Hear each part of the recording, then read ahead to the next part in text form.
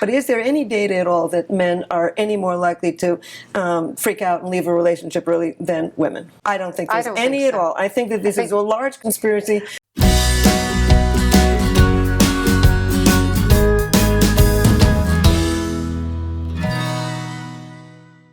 So why do men get spooked early in relationships and pull away?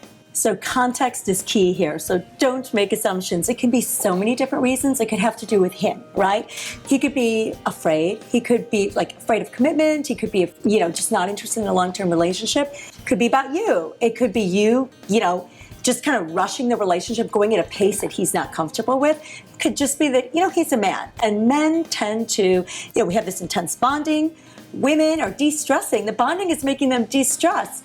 Opposite for the guys. Actually, their testosterone is coming down. Yeah. So they actually need to go away, pull back, build it up.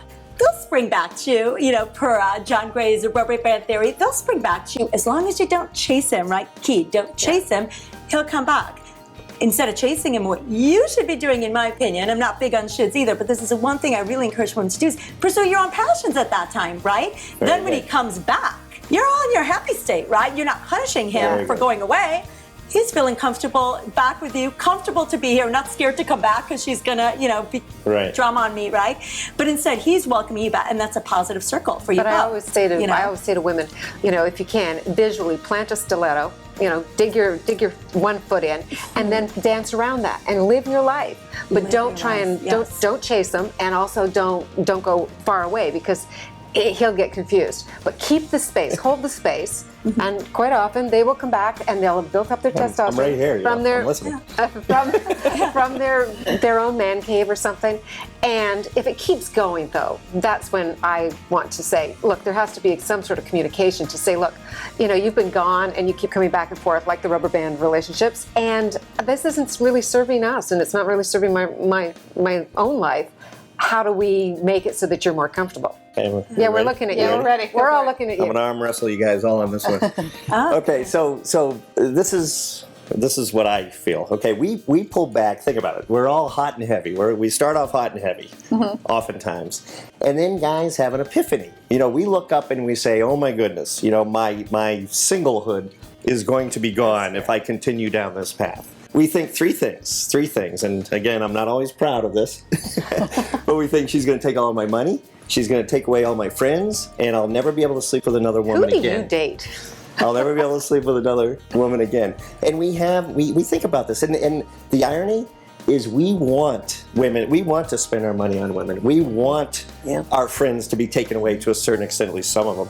And we want to only sleep with one woman. But it's up to the woman to neutralize us on those 3 fears. And in my #1 bestseller, To Date a Man, You Must Understand a Man, I teach how to neutralize those 3 things. And it's easy. It is simple. You want to know? Like how? It's easy and simple. You want me to go? Yeah, tell us. Okay, 3 things, right? The money. It starts off right off the bat. The money. On a date, when we start dating, you pitch in. And I don't care if you don't have any money at all. You pitch in. You offer to buy things, a drink. The woman does. The woman does. The woman, I'm sorry, the woman does. And now we think, okay, she's not a gold digger. She doesn't want to take my money. And fine, point #1 wiped out. #2, our friends. And you and I talked about this before. Let us go to our friends. The woman should just let her guy go. Let her go, but keep your own social network, outside of his, and you go to your friends. And what happens is we sit there and we say, I wonder what Helen is doing, and I kind of miss her, And I start texting, and wondering. Suddenly I'm not having fun playing, Xbox and, dicking around with the guys. Right, and the third thing, biggie, is you keep things crazy. In the bedroom, you keep things crazy in the bedroom.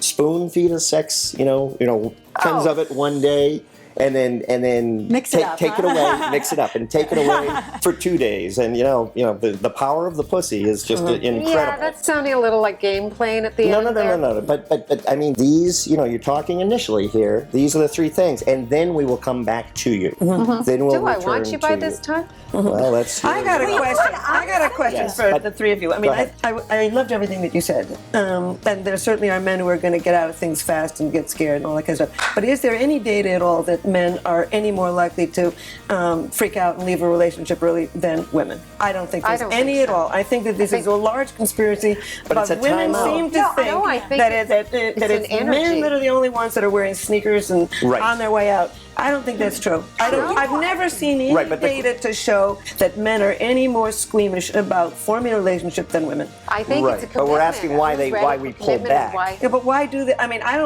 women pull back too. True. Sure. But we come back. We come back. Like you mentioned. I think there is. I've seen a lot of anecdote. I don't have any research, but I've seen a lot of anecdotal that men really do kind of.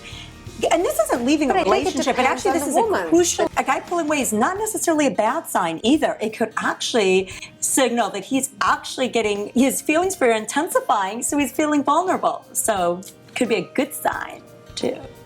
So it sounds like pulling away on some level is normal, right? The two things to worry about. Number one, if it's happening early in a relationship, pay attention. It's likely a warning sign, right? And number two, if it's happening in an established relationship, it's normal. There's a normal ebb and flow to how men and women connect with each other. And it is men and women who have a need for connection and pulling away.